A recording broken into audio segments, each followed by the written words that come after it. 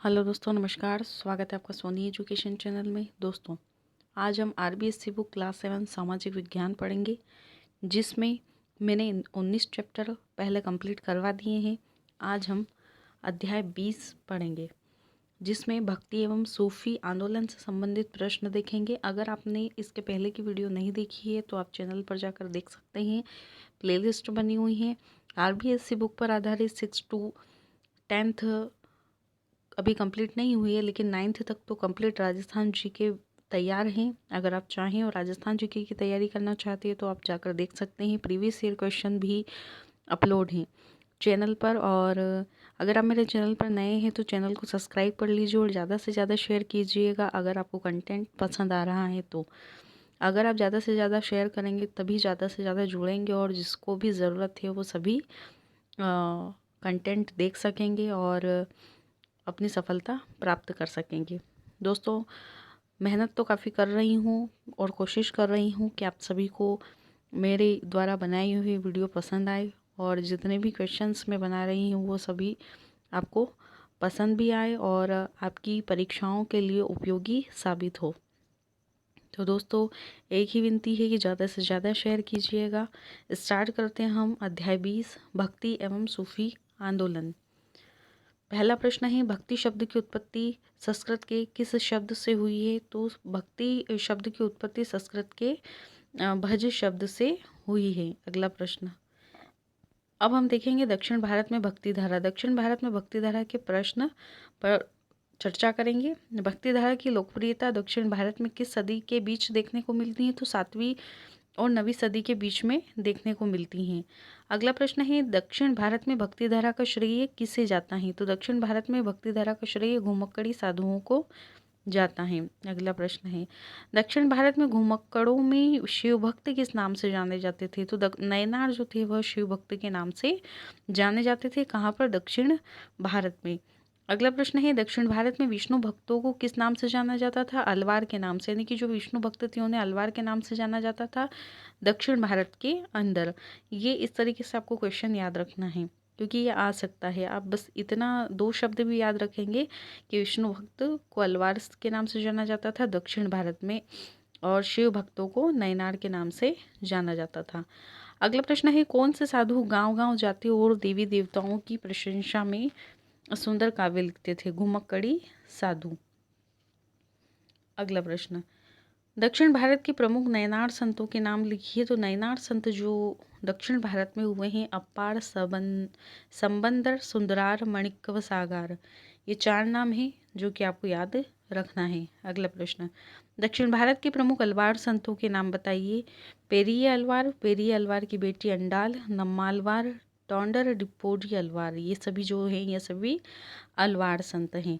अगला प्रश्न है, दक्षिण कर्नाटक में 11वीं सदी में रामानुज ने किसकी पूजा पर जोर दिया था? विष्णु की पूजा पर जोर दिया था। नेक्स्ट है, उत्तरी भारत की भक्ति आंदोलन के प्रवर्तक कौन थे? रामानंद। अगला प्रश्न, रामानंद ने एकेश्वरवाद पर जोर देकर किसकी भक्ति पर बल दिया था? तो रामानंद ने राम की भक्ति पर बल दिया था और एकेश्वरवाद पर इन्होंने जोर दिया था। अगला प्रश्न, रेदास, बीर धन्ना तथा पीपा किसके शिष्य थे? रामानंद के शिष्य थे, यानी कि रामानंद इन सभी के गुरु थे। इन सब के नाम भी याद होना चाहिए आपको, हो रहा इनके गुरु का नाम भी आपको याद रखना है। अगला प्रश्न है, दक्षिण की मीरा किस भक्त संत को कहा जाता था? अंडाल को कहा जाता था और अंडाल एक कवयित्री भी थी। थिरुप्पावाई रचना किसके द्वारा रचित थी? अंडाल द्वारा रचित थिरुप्पावाई रचना है। अगला प्रश्न, अंडाल का जन्म किस सदी में हुआ था? तो 8वीं सदी में हुआ था। अगला है, उत्तरी भारत में भक्ति धारा। अभी तक हमने दक्षिण भारत की देखी थी, अब हम उत्तरी धारा के क्वेश्चन देखेंगे। कबीर के उपदेश कहाँ मिलते हैं? साखियों और पदों में मिलते हैं। अगला प्रश्न, कबीर का पालन पोषण किस परिवार में हुआ था? तो कबीर का जो पालन पोषण था वह एक जुलाहे परिवार में हुआ था। अगला प्रश्न है, कबीर की रचनाओं को किस में संग्रहित किया गया है? गुरु ग्रंथ साहिब में, पंचवाणी और बीजक में। अगला प्रश्न, गुरु नानक का जन्म कब और कहाँ हुआ था? 1469 ईस्वी में तलवंडी में हुआ था। अगला प्रश्न, तलवंडी को वर्तमान में किस नाम से जाना जाता है? ननकाना साहिब के नाम से जाना जाता है और जो कि कहाँ स्थित है? वर्तमान पाकिस्तान में स्थित है। अगला प्रश्न, सिख पंथ के संस्थापक कौन थे? तो सिख पंथ के संस्थापक गुरु नानक जी थे। गुरु नानक किस उपासना के समर्थक थे? तो गुरु नानक निर्गुण उपासना के समर्थक थे। गुरु नानक ने अपना डेरा कहाँ बसाया था? यानी कि कई जगहों पर जाने के बाद उन्होंने करतारपुर में रावी नदी के तट पर अपना डेरा बसाया था। ये भी आ सकता है कि करतारपुर किस नदी के तट पर है? तो रावी नदी के तट पर है। या फिर गुरु नानक का डेरा किस नदी के तट पर है? तो रावी नदी के तट पर है। जहाँ गुरु नानक के अनुयायी जात पात त्याग कर इकट्ठा होकर भोजन करते थे उसे क्या कहते हैं? लंगर कहते हैं। अगला प्रश्न, गुरु नानक ने उपासना और कार्य के लिए जो जगह नियुक्त की थी उसे क्या कहते थे? धर्मशाल के नाम से उसे जाना जाता था। अगला प्रश्न है, धर्मशाल को वर्तमान में क्या कहा जाता है? गुरुद्वारा के नाम से जाना जाता है। अगला प्रश्न है, गुरु नानक तथा उनके बाद में जो आए हुए गुरु हैं उन गुरु के उपदेशों से आगे चलकर कौन सा मत भारत में उदित हुआ था? सिख मत उदित हुआ था। रैदास, जिन्हें रविदास के नाम से भी जाना जाता है, किसके शिष्य थे? यह रामानंद के शिष्य थे। रैदास किस जाति से संबंधित थे? तो रैदास चमार जाति से थे। रैदास किस भक्ति के उपासक थे? तो रैदास जी निर्गुण भक्ति के उपासक थे। गुरु नानक निर्गुण भक्ति के उपासक थे। अगला आ जाता है, पूर्वी भारत में भक्ति धारा। चैतन्य महाप्रभु किसकी भक्ति करते थे? तो चैतन्य महाप्रभु कृष्ण की भक्ति करते थे। अगला प्रश्न, चैतन्य ने किसकी निंदा की है? चैतन्य ने कर्मकांड की निंदा की है। चैतन्य महाप्रभु का संबंध कहाँ से था? चैतन्य महाप्रभु का संबंध बंगाल से था।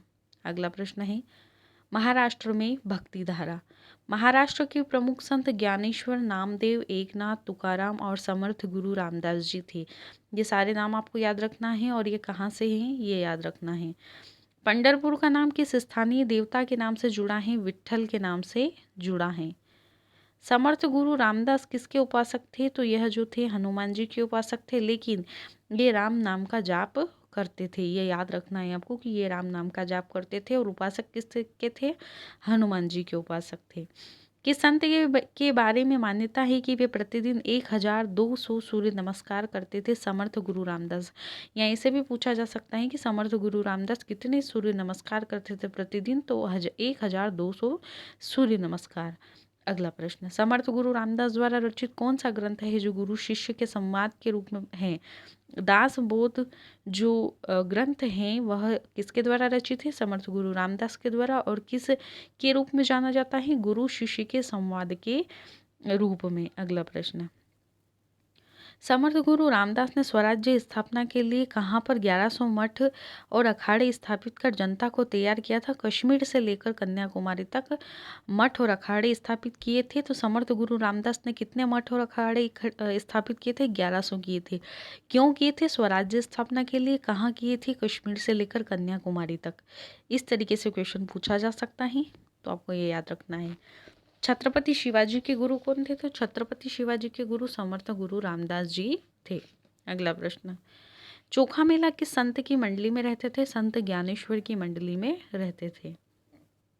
अगला, चोखा मेला किस जाति के थे? यह महार जाति के थे।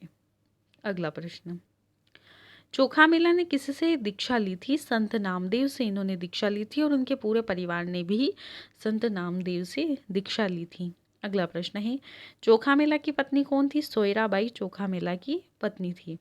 भारत के वंचित वर्ग का पहला कवि किसे कहा जाता है? चोखा मेला। अगला प्रश्न, किसके द्वारा रचित एक अभंग भजन को कहा जाता था? अभंग का अर्थ है कि हे प्रभु, तेरे दर्शन से मेरे हृदय की सब वासनाएं नष्ट हो गई हैं। यह जो कहा था सोयराबाई ने एक अभंग में लिखा था। अगला प्रश्न, राजस्थान में भक्ति धारा दादू दयाल की साधना पर जोर देते थे। यानी कि दादू दयाल किस साधना पर जोर देते थे? यहाँ पर किस साधना पर आता है ना, व्यक्तिगत साधना पर जोर देते थे। अगला प्रश्न, दादू दयाल की मृत्यु कहाँ हुई थी? जयपुर के पास नारायणा नामक गांव में हुई थी। अगला प्रश्न, दादू दयाल की दीक्षा शिक्षाएं किसमें संग्रहित थे? दादू दयाल रिवाणी, दादू दयाल रा दुहा में। मीराबाई का जन्म कब और कहाँ हुआ था? 16वीं सदी में मेड़ता में हुआ था। मीराबाई के पिता कौन थे? रतन सिंह थे। ठीक है, पहला तो ये याद रखना कि रतन सिंह थे मेड़ता के शासक दुदाजी के चौथे पुत्र थे। ये जो रतन सिंह थे यह किसके पुत्र थे? दुदाजी के पुत्र थे। कौन से? चौथे। अगला प्रश्न, मीराबाई का विवाह किसके साथ हुआ था? मेवाड़ के महाराणा सांगा के बड़े पुत्र भोजराज से।